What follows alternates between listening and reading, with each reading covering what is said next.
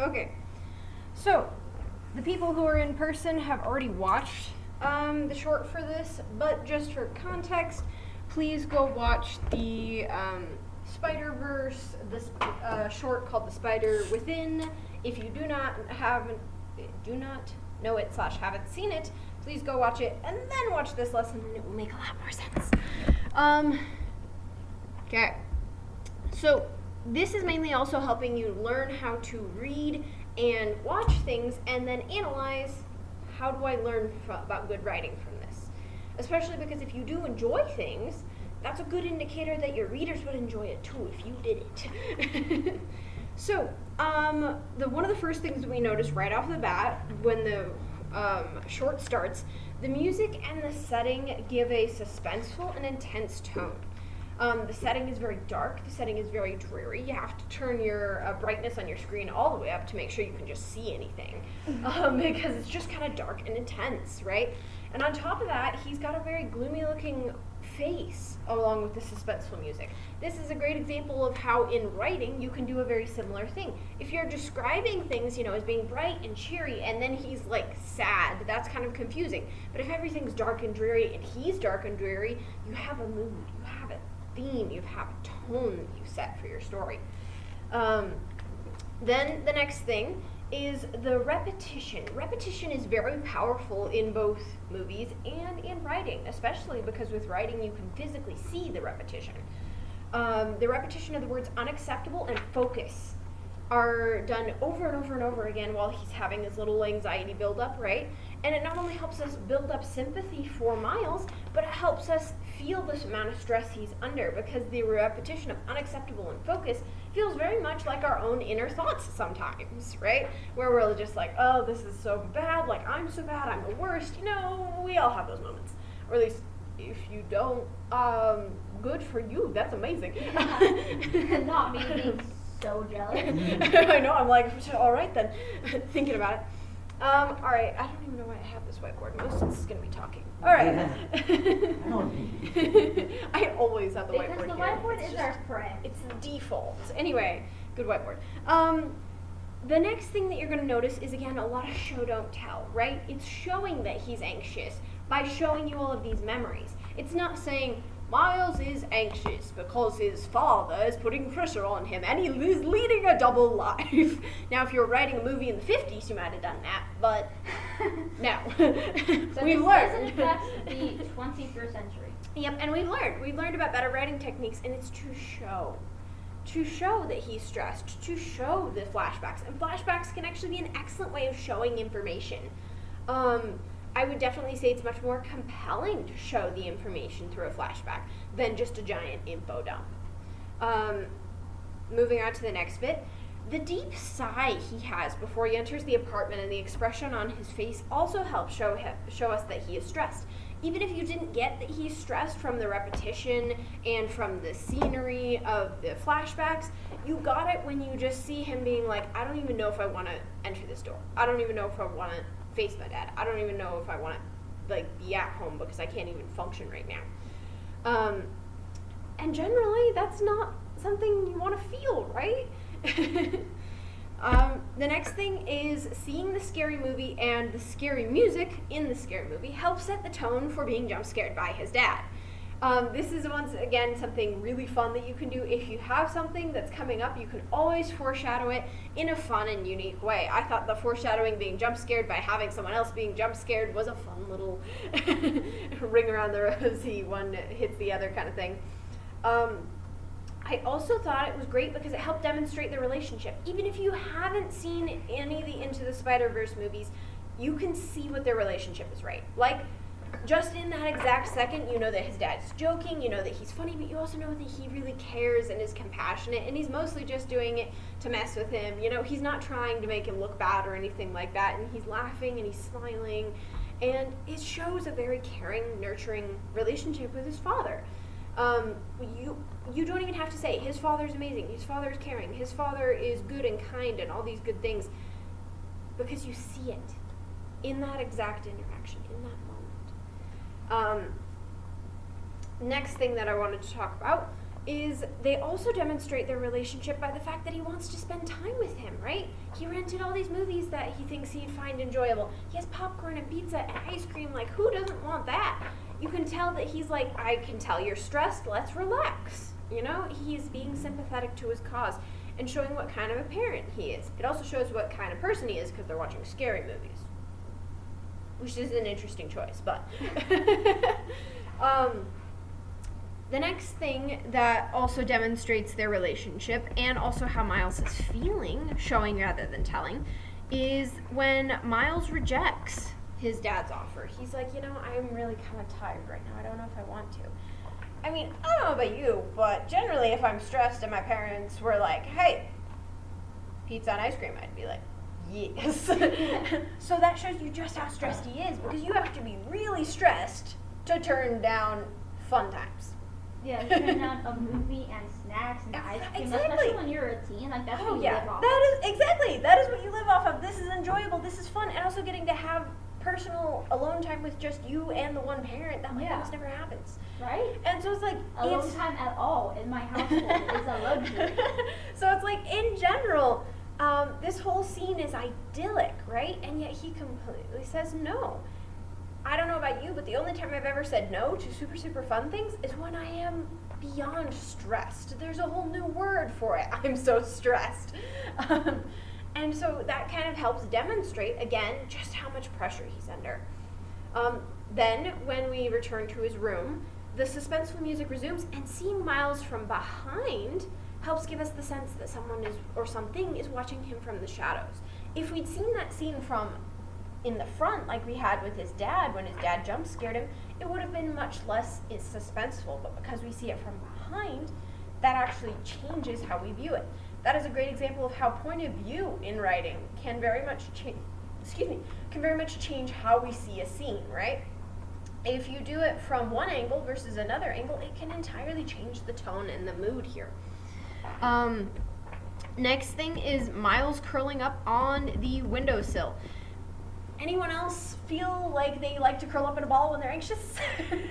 Yeah, very much so. Not everyone does it, but there are a lot of people who do it. And so that kind of curling up position and putting the headphones on to block out the world and everything like that, all very much, once again, indicators of anxiety. You don't have to say he is anxious, he is stressed, because you see that he is anxious and stressed. His thoughts are once again shown to us, except this time they're emphasizing different words. They're emphasizing the word responsibility. That's the one that they're repeating over and over again. Therefore, it's changed. His mindset has gone from, I am unacceptable, I'm not good enough, to everyone wants me to be responsible, but I'm being responsible for more than they know.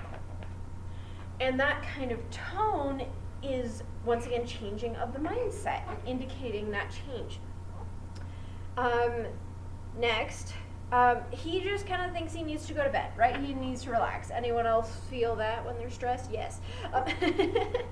And as a result of that, when he goes to the bed and is trying to just relax and sees that figure at the end of the bed, the first thing that I feel is important to mention here is that it is a shadowy figure. It is not a distinct figure. Most of the time, people find what they don't know scary. And so the fact that it's this ambiguous figure with glowing eyes that we don't really know who or what it is makes it 10 times scarier than if it was very clearly this weird guy with a goatee and, I don't know, standing at the end of the bed. If we could see the person, it might make us it a little less scary, but because it's this shadowy figure, it makes it a lot more ambiguous and a lot more scary. If it was a clear indication that was Mr. Clean. Then I'd just be confused. Staring at me in my room without me like inviting them in, I would punch them. Fair. Which, I mean, he does try to do here in a minute. So, that being said, the change of scenery from his bedroom then to the train station, subway, that was a very interesting point. But I realized that if you have seen the movies, and even if you haven't seen the movies, the subway is very much a place that he has been to. He actually fights one of the villains in a subway car in the first movie. And so this kind of, once again, is reminiscent of that first fight. Even if you don't have that context, though, the changing of the scenery is freaky, right? It's red, it's bright, it's black. It has all of these colors that evoke terror and intensity and scariness, which you very much can do in writing with the way you introduce the color palette, the way you make things look, the way you change your scenery. The sharpness and the contrast of those colors was also very intense. The figure then even becomes more scary when Miles goes to confront it and nothing happens. I don't know about you, but generally when you punch something and nothing happens, I go, oh, crap. And so that kind of helps us to realize not only is he not necessarily scared of this figure, he's more scared of what it can do to him. Because he was brave enough to run up and try to fix the problem, try to punch him, but now he's realizing maybe he doesn't have the strength to do it. All right. The creature then morphs into a spider, which we can take as metaphoric due to the fact that this is clearly a nightmare. At this point, it's probably a nightmare, and if it's not, I have many concerns. Many greater concerns. This being metaphoric, obviously, of him being afraid of his duties as Spider-Man. I mean, who wouldn't be afraid of being a hero of a town and having all that responsibility and having to keep it from your parents and loved ones? That's intense. He then has all these little spiders and desperately is trying to get rid of them, and he can't get rid of them. To me, that was symbolic of all the problems in the city and the fact that he feels he needs to fix all the problems, and there's no way he can possibly fix them. He just can't. Unless he uses bug spray. No. That's true if we're talking about literal spiders, but we're talking metaphorical spiders here.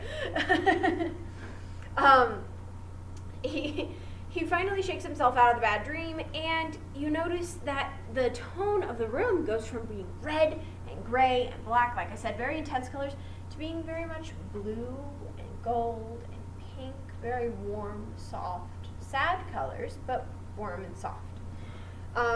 Moving from that point, though, you notice that the light where his dad is watching the scary movies, it's gold, right? It's very warm, inviting color. It very much feels like he wants to go towards that. He very much wants to join his dad, right? And then he eventually does go and join his dad. And they talk about being stressed, and they walk away together bonding, which is perfect resonance. Resonance is hard to do in a short story, but if you keep the plot simple enough, resonance is easy.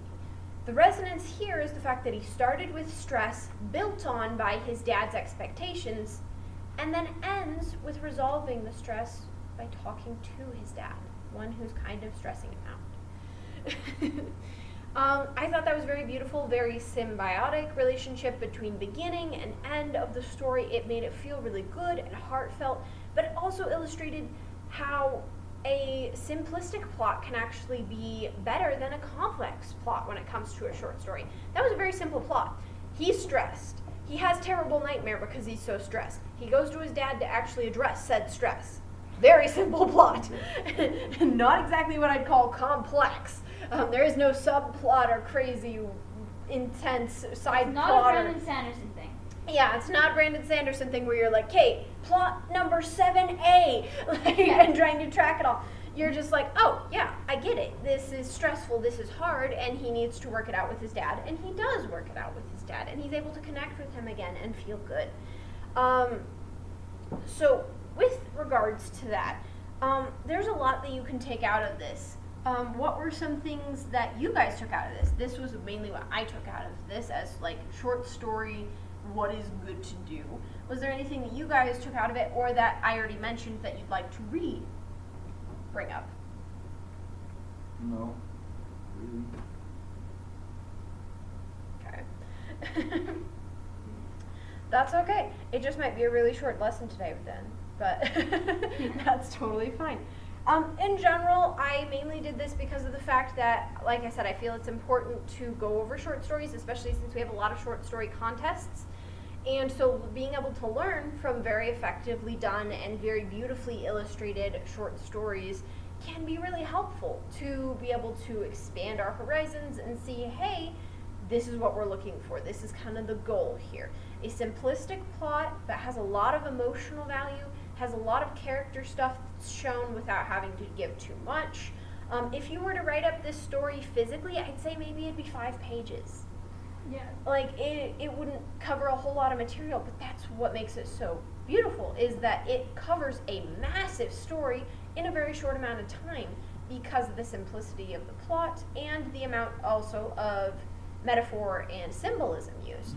Metaphor and symbolism, even though it's debatable, all the English teachers are like, metaphor and symbolism are great. Not always. I will say, if your teacher's like, everything's a metaphor, that there are some That's a concerns. pro- You could make it longer if you tried hard enough. But You could, but it would be rough.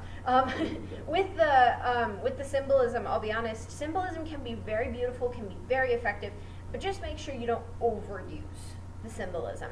Purely because of the fact that, I had a professor once that one of my friends turned in a poem about someone turning into a mermaid, and it was literally about someone turning into a mermaid, and said, Professor went, I love the metaphor of how change is hard. And she's like, it's not a metaphor, she's just literally a mermaid. But, so sometimes that way can be taken too far, but I think that this was a good representation of anxiety and stress, and a lot of people have nightmares induced by anxiety and stress that are very symbolic of our anxieties and our stresses. I have a lot of nightmares myself, I will admit, that are like, when I re-look at them, I'm like, could be symbolic of all the stress I'm undergoing. In general, I would say best things to learn from this are color/setting.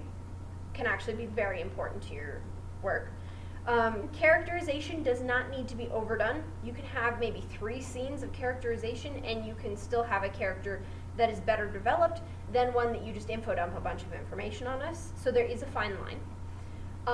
You don't want to do no characterization, but you also don't want to just tell us their whole life story. And then the last thing being that your plot doesn't have to be complicated.